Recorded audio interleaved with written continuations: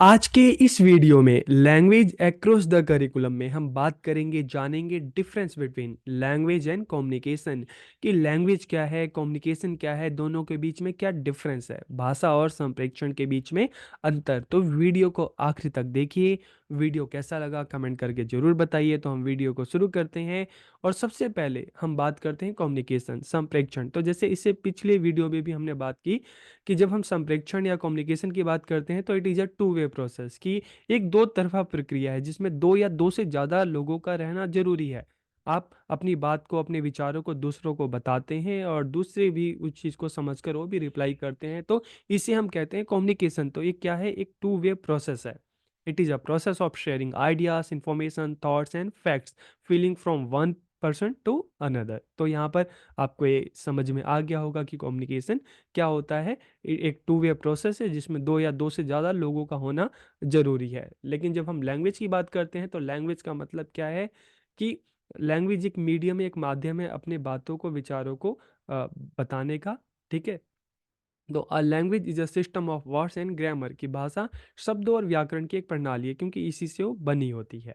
Language is the medium through which we express our thoughts की भाषा एक माध्यम है एक टूल है जिसके द्वारा हम अपने विचारों को व्यक्त करते हैं। Language is also called a medium for exchange of idea इसलिए भाषा को विचारों के आदान प्रदान का माध्यम भी कहा जाता है। When we write and speak we are using language जब हम बोलते हैं लिखते हैं मतलब हम भाषा का प्रयोग कर रहे हैं। तो यहाँ पर हमने जान लिया कि कम्युनिकेशन क्या है लैंग्वेज क्या है। अब हम बात करते हैं दोनों के बीच में क्या डिफरेंस है क्या अंतर है।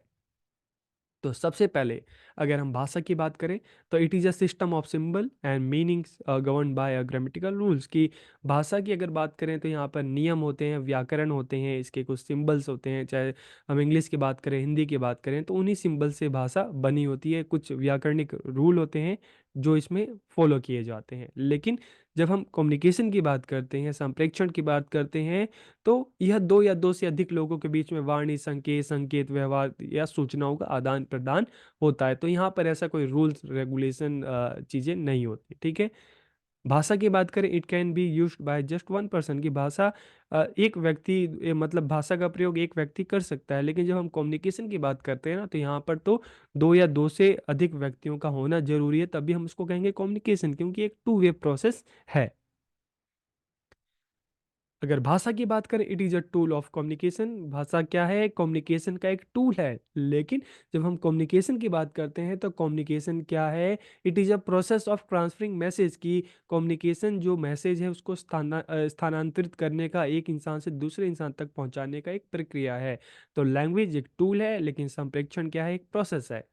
अगर लैंग्वेज की बात करें it gives more importance to sign and symbols की भाषा में संकेत और प्रतीकों को अधिक महत्व दिया जाता है। जैसे हम भाषा की बात करते हैं तो यहाँ पे ग्रामर की बात करते हैं अल्फ़ाबेट्स की बात करते हैं तो इनको ज़्यादा महत्व दिया जाता है। लेकिन जब हम कम्युनिकेशन की बात करते हैं तो यहाँ पर बात किसको तवज्जो दी जाती है मैसेज को संदेश को। ठीक है। A living language does not stay static it changes every day की जब हम भाषा की बात करते हैं ना तो ये हमेशा बदलती रहती है। जैसे हमने पहले की वीडियो में भी बात की कि ह्यूमन सोसाइटी जब बनी और जब भाषा का विकास हुआ तब से लेकर आज तक सोसाइटी में चेंज होता आया है भाषा में चेंज होता आया है। ठीक है। तो भाषा में चेंज हमेशा होता रहता है लेकिन the basics of communication does not change कि संचार की जो मूल बातें नहीं बदलती कि दो या दो से अधिक लोगों के बीच में संचार होता है।